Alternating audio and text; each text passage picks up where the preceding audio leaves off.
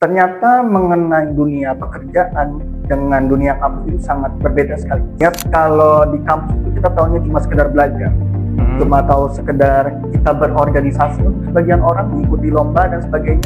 Nah, makanya kita harus mempelajari secara step by step-nya apa yang membedakan. Hal-hal ini jarang dipikirkan oleh mahasiswa hari ini. Bagaimana kemudian mereka memikirkan dunia kerja itu bagaimana dan kehidupan kerja itu bagaimana. Nah, saya ingin sekali mengulang itu karena ketika saya lulus, saya baru memulai. Kita mau bekerja di bidang apa, gaji ekspektasi berapa, budaya kerja yang apa yang kamu inginkan, dan sebagainya. Sedikit lebih beda, lebih baik daripada sedikit lebih baik. Selamat datang di Suara Selatan. Kali ini kita bersama Mas Ripaldi. Gimana kabarnya Mas Ripaldi? Alhamdulillah, sangat baik sekali. Oke, Mas Ripaldi, selamat datang di Suara Selatan. Platform sederhana untuk kita menuturkan kisah dan juga menyuarakan arah. Oke. Ngomong-ngomong nih Mas Ripaldi, sekarang aktivitasnya apa kalau boleh tahu?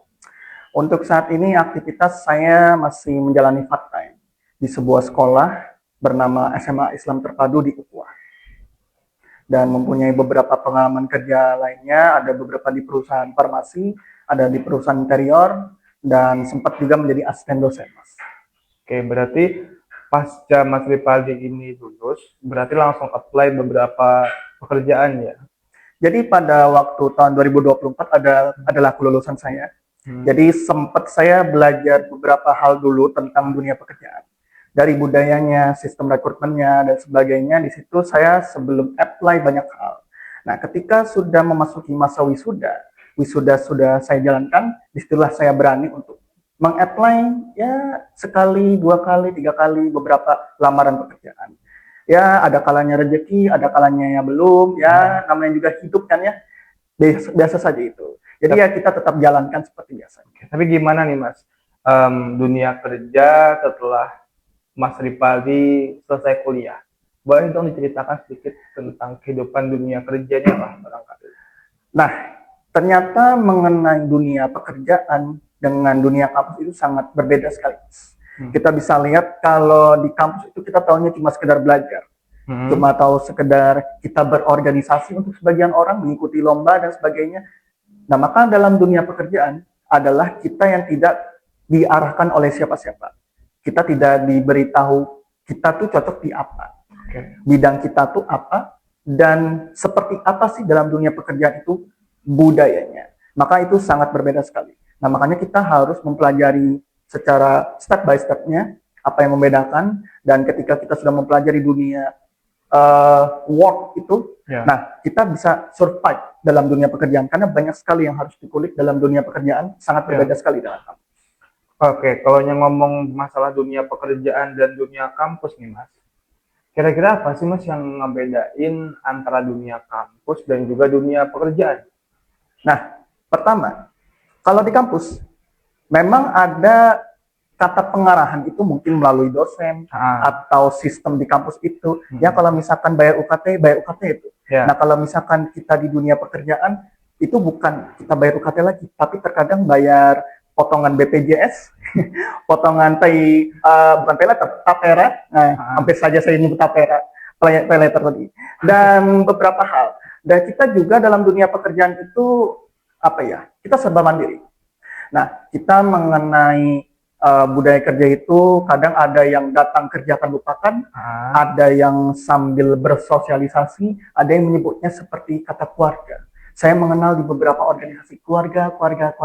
Nah, itu sangat menarik tuh. Tapi tidak semua, hanya kata pemanis saja kebanyakan. Menarik ya Mas. Ya. Jadi kalau kita bicara tentang dunia kerja nih Mas, sebelum Mas Ripaldi ini lulus kuliah dan memasuki dunia kerja, sebelumnya sempat nggak terpikir berbagai macam hal ini waktu kuliah dulu? Nah, ini lucu sekali untuk cerita saya. Orang bisa beda. Jadi, memang ada beberapa hal yang saya ingin ulang. Seperti halnya kalau saya mengetahui di beberapa kampus mahasiswanya itu tidak hanya sekedar belajar berorganisasi yang seperti kita tahu. Budaya-budaya setiap wilayah itu beda, orang-orang bisa beda. Namun yang saya rasakan ada beberapa hal yang mungkin saya ingin kejar. Kalau saya bisa pilih untuk kembali, saya ingin bisa untuk melamar magang lagi, tapi bukan magang dari kewajiban kampus. artinya magang mandiri. Nah, magang ini bisa kita kerjakan selama kita dalam masa perkuliahan. Nah, tapi ada pertanyaan lagi nih. Tapi Bang, kalau kita magang saat dalam masa perkuliahan, ya kita perkuliahannya bagaimana? Ya. Kelasnya gimana? Apakah kita harus tinggalkan? Ada yang dinamakan WFH atau WFA. Ya. WFH itu work from home, WFA itu anywhere. Ada versi terbarunya adalah work from cafe. Nah, kita bisa loh mencari platform magang yang bebas secara online. Kita bisa kerjakan di mana saja, namun tanggung jawab di kuliah itu tidak ditinggalkan. Nah, saya ingin sekali mengulang itu karena ketika saya lulus, saya baru memulai. Nah, dulu itu cuma sekedar, saya cuma organisatoris, Mas. Saya kepikiran, maaf nih Mas Rifadi, sebelumnya aktif di organisasi apa? Kalau boleh tahu. Organisasi, oke. Dulu secara umumnya lah. Oke. Fun fact, saya adalah mahasiswa UIN Antasari Banjarmasin. Nah, dulu saya pernah bergelut di salah satu organisasi bernama Forum Silaturahmi Mahasiswa. Ada di himpunan mahasiswa jurusan saya sendiri, ada di BEM Fakultas, BEM Universitas. Oh, sebelumnya jurusan apa Mas Rifadi? Oh ya, jurusan saya adalah komunikasi penyiaran Islam. Jadi sesuai lah ya dengan cara komunikasinya. Jadi sesuai dengan jurusan lah. Ya, karena komunikasi adalah sebuah bentuk membentuk peradaban. Ya. Menarik Mas Rifadi. Artinya kan hal-hal ini jarang dipikirkan oleh mahasiswa hari ini. Bagaimana kemudian mereka memikirkan dunia kerja itu bagaimana dan kehidupan kerja itu bagaimana. Yang ada kan hari ini bagaimana mereka itu barangkali pikirnya cepat lulus, punya pengalaman organisasi yang banyak. Tapi menurut Mas Rifadi gimana tuh tentang mindset mahasiswa yang begitu? Sebenarnya mahasiswa mempunyai hak yang berbeda-beda. Betul. Mahasiswa ada yang mempunyai hak untuk belajar saja, berorganisasi saja, dan sebagainya. Tapi saya sarankan mahasiswa atau pemuda, kita sebut pemuda, itu yang pasti harus mempunyai planning, Mas. Planning. Misalkan kalau saya petakan dalam blueprintnya, misalkan kita sebagai mahasiswa, semester 1 dan 2 itu harus ngapain? 3, 4, 5, 6, 7, 8. Nah, sehingga kita tahu arah kita kemana nanti setelah dalam perkuliahan itu. Karena ketika perkuliahan selesai, dunia kampus selesai, dunia akademisi itu selesai, kita harus tahu arah selanjutnya kemana, masa depan kita. Nah, seperti itu. Tapi kalau bicara, ini tadi ada kan dibahas juga tentang semester ya. Kan yang idealnya lah, kita tuh rata-rata mahasiswa selesainya 8 semester. 8 semester. Nah, mentok-mentok di 12 atau lebih lah. Tapi kalau yang menurut Mas Rifadi, idealnya bagaimana sih kita untuk mengoptimalisasikan selama 8 semester itu selama kuliah? Oke, jadi saya pernah Mas sebelumnya menulis di Medium ya, sebuah blogspot. Saya menulis tentang organisatoris versus development. Nah, menarik tuh. Artinya hari ini mahasiswa itu terbagi menjadi dua, setelah lulus pun menjadi dua. Nah, saya planningnya seperti ini, Mas. Jika saya punya kesempatan untuk kembali ke masa lalu ya. Ketika semester 1 atau 2, kita harus planning.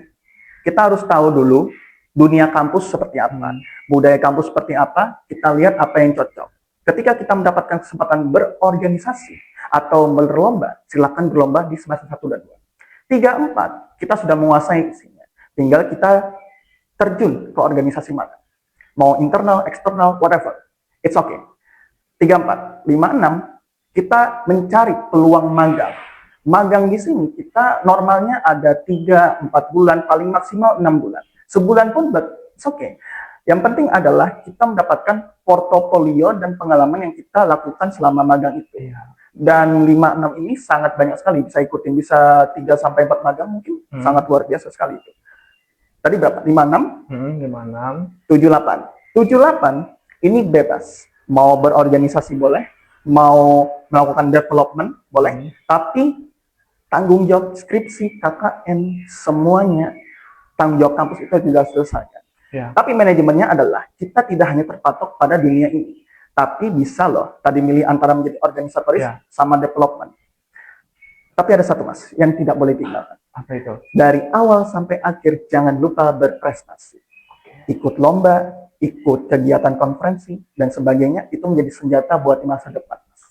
Artinya selama kita kuliah di 8 semester ini, kita punya kompleksitas berbagai macam di CV kita ya. That's right. Baik dari prestasi, terus juga ada kemampuan akademik dengan ikut kuliah secara stabil dan Hmm. juga kemampuan organisasi dan juga pengalaman kerja. Karena kalau kita bicara pengalaman kerja itu berpengaruh pada sistem rekrutmen kerja ya Mas Rifali ya. Nah, itu dia tuh. Hmm. Dan rekrutmen kerja ini kita juga harus belajar bagaimana lagi tentang dunianya. Hmm. Ada yang dinamakan HRD.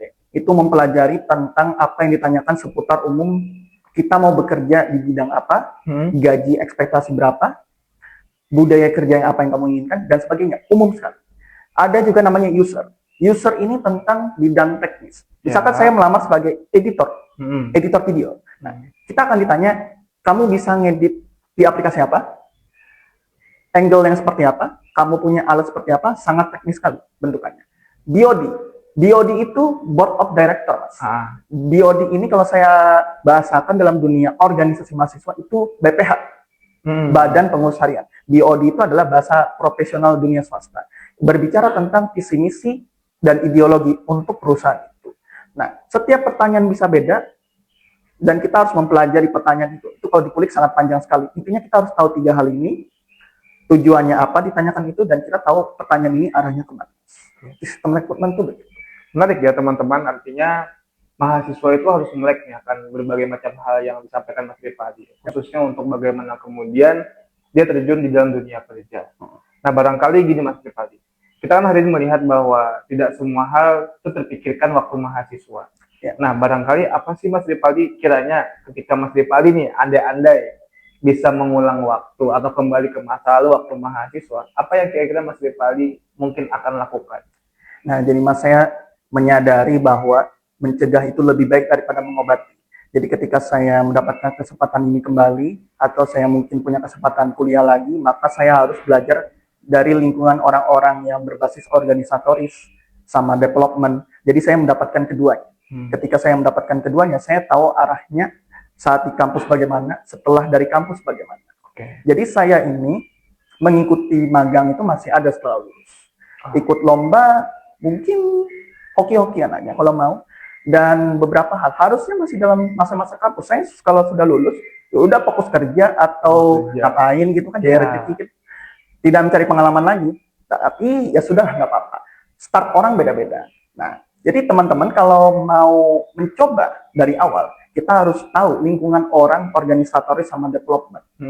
Orang yang suka berorganisasi, perkaderan, orang yang suka magang, pekerjaan, hal teknis, itu semua di kampus ada. Mau di bawah naungan Kemendikti, mau di bawah naungan Kemenak, swasta, semua ada. Jadi kita tuh pergaulan tidak harus di kelas kuliah saja. Ya kemana saja bisa, selama itu bisa menguntungkan bagi kita dan bermanfaat bagi orang lain. Tapi berarti ini dalam dunia apapun, lingkungan itu berpengaruh ya Mas? Sangat berpengaruh. Contohnya dari Mas Rifali deh, pengalamannya gimana? Jadi saya membandingkan dengan di SMA dulu. Ya. Nah, pengalaman saya di SMA, saya itu berorganisasi, jelas berorganisasi. Tapi saya itu selalu ditaruh orang di PDD. PDD itu publikasi dokumentasi dan dekorasi ya. Nah itu dia Mas. Jadi saya kerjanya itu megang kamera mulu. Jadi megang kamera sampai ke nggak sampai selamanya sih, cuma ada masanya, tapi lebih sering megang kamera. Jadi makanya kan saya itu pengen belajar banyak hal, tapi orang udah percaya, terlanjur percaya, saya bisanya di bagian multimedia. Nah, ketika memasuki dunia ranah kampus, saya berteman dengan lintas jurusan, fakultas, mungkin lintas pulau mungkin. Nah, itu memberikan penggambaran baru, insight baru, dan saya di situ tercerahkannya, saya bisa mengikuti apa saja tanpa ragu-ragu selama kita mau memulai. Nah, yang membedakan adalah start kita. Ada beberapa orang yang saya kenal, startnya memang ada yang dari SMA, dia sudah berprestasi banyak sekali. Ada namanya Rizka Aurelia Putri, kalau teman-teman tahu ya, bisa cari. Dan ada satu lagi, influencer dari Kalimantan Selatan itu namanya Khair Kreatif. Dia menulis tentang kebudayaan Kalimantan Selatan. Itu sangat jarang sekali. Dan itu tidak ada anak kampus kepikir. Tidak ada anak kampus yang bahwa menulis itu menjadi pekerjaan keabadian. Kata Pramodia, anantatur. Dan atau dia ingin magang mulai dari SMA, itu ini sepengetahuan saya saja. Selama di Kalimantan Selatan tidak ada. Saya teman-teman Jawa sangat banyak sekali menemukan. Artinya hari ini lingkungan sangat berpengaruh. Ketika teman-teman hari ini terjun di dunia kampus atau terjun dimanapun, perbanyaklah berdiskusi, berdialektika. Ketika berdialektika itu menghasilkan sesuatu, disitulah teman-teman akan belajar banyak hal, membuka buku Pandora baru. Artinya untuk membekali diri kita ya, Yes. termasuk dalam dunia kerja. Nah, Apalagi selama mahasiswa itu kan momentum untuk kita eksplorasi banyak hal. Pun demikian waktu kita kuliah bukan berarti tidak bisa mengeksplorasi, ya, tapi momentum di mahasiswa itu penting ya untuk dimanfaatkan secara penuh. yep. Kalaunya saya lihat-lihat kemarin Mas Depadi ini di media sosial sangat sering nih berkunjung ke berbagai tempat di luar Kalimantan. Artinya kan punya insight-insight baru atau insight yang barangkali apa sih yang membedakan di luar Kalimantan itu dengan di kita sekarang di Kalimantan, khususnya Kalimantan Selatan, yang mungkin barangkali bisalah jadi masukan untuk saya mungkin lah atau teman-teman di Teman-teman. sana. Ya. Jadi kita itu harus mempunyai jiwa traveling dulu. Ya. Nah, teman-teman ketika mungkin ada rasa malu atau gimana, saya sarankan teman-teman untuk bisa jalan-jalan aja dulu. Itu paling simpel. Nah, saya mencoba jalan-jalan pertama kali itu adalah ke daerah ranah Jawa Timur. Jawa Timur di Surabaya, Malang, Banyuwangi dan sebagainya. Lalu sedikit menyenggol ke Jawa Tengah, Jogja, Jawa Barat, Jakarta dan Banten. Artinya jujur saya satu pulau di Jawa itu sudah saya datangi dan banyak sekali insight yang saya temukan. Ya. Dengan berbaur dengan masyarakat di sana, budayanya seperti apa. Kadang saya juga ada bermain ke ranah-ranah kampus yang ada di sana. Ya saya tanya-tanya 2 atau 3 orang gitu kan, oh kalau kampus di sini kalian gimana ya budayanya dan sebagainya. Atau ngobrol biasa aja. Jadi sangat spesial sekali bisa ngobrol dengan stranger, tapi stranger mudah menerima dengan kita gitu kan. Nah itu, jadi diperlukan memulai start untuk traveling. Karena traveling itu membuat kita selain refreshing, menemukan hal baru. Nah, ketika menemukan hal baru, disitulah kita bisa loh membawa bekal ini ke tanah kita di Banua, Kalimantan Selatan. Apa yang kita tidak dapatkan di sini, kita dapatkan di luar, kita bawa pulang. Tapi jangan lupakan identitas kita di Kalimantan Selatan seperti Betul sekali. itu. Itu menarik sih, Mas. Terakhir nih, Mas. Mungkin sebagai closing statement, bisa berupa apa sih kira-kira pesan ataupun harapan untuk kawan-kawan entah mahasiswa atau pemuda yang masih umur 20-an, baik itu anak Kalimantan Selatan atau Kalimantan lain, untuk kemudian menyiapkan diri dalam dunia kerja. Apalagi kan kita hari ini melihat keadaan bahwa modernisasi itu tidak bisa ditolak. Dan digitalisasi makin terus kencang hari ini. Di tengah berbagai macam isu dan dinamika keadaan dunia maupun nasional. Apa kira-kira Mas masukan ataupun saran ataupun harapan lah untuk kedepannya bagi para penonton dan kawan-kawan di sana? Saya rasa saya mau mengutip satu quotes dari komika favorit saya, Panji Pragiwaksono. Wah, favoritnya ya ini ya. Iya. Yang kemarin baru rilis Mensrea. Mensrea tuh. Jadi dia pernah mengatakan sedikit lebih beda lebih baik daripada sedikit lebih baik. Artinya teman-teman hari ini cobalah untuk menciptakan sesuatu, berkarya. Tidak perlu karya yang bagus sekali, tidak perlu yang kita anggap itu sejelek itu. Artinya kita berani memulai apa yang kita bisa ciptakan, dan disitulah kita tercetus untuk bisa membuat karya yang sangat beda. Dan pasti akan menimbulkan ambisi. Tapi ambisi harus dikontrol dengan logika dan hati. Saran saya seperti itu. Oke, luar biasa ya Mas Rifal ini dengan berbagai macam kisahnya dan berbagai macam arah yang coba disampaikan bagaimana kemudian anak muda khususnya para mahasiswa menyiapkan diri dalam dunia kerja. Betul. Ini kan berkaitan dengan mimpi mereka ya dan cita-cita mereka. Jadi saya tuh teringat satu quotes bagus Mas Rifal. Apa tuh? Menarik. Bunyinya begini, ketika kita berani untuk bermimpi, maka kita pula harus berani untuk mewujudkannya sebagai kewajiban. Sederhananya begini, ketika bermimpi adalah kemauan, maka mewujudkannya adalah kewajiban. Terima kasih untuk obrolan santai hari ini Mas Rifaldi. Siap, thank you. Semoga tidak jerah dan senang sekali saya bisa bertemu Anda dan kawan-kawan di sana. Terima kasih juga untuk telah menonton. Jangan lupa like, komen, dan subscribe di Suara Selatan untuk channel kita menuturkan kisah, menyuarakan arah. Terima kasih dan sampai jumpa.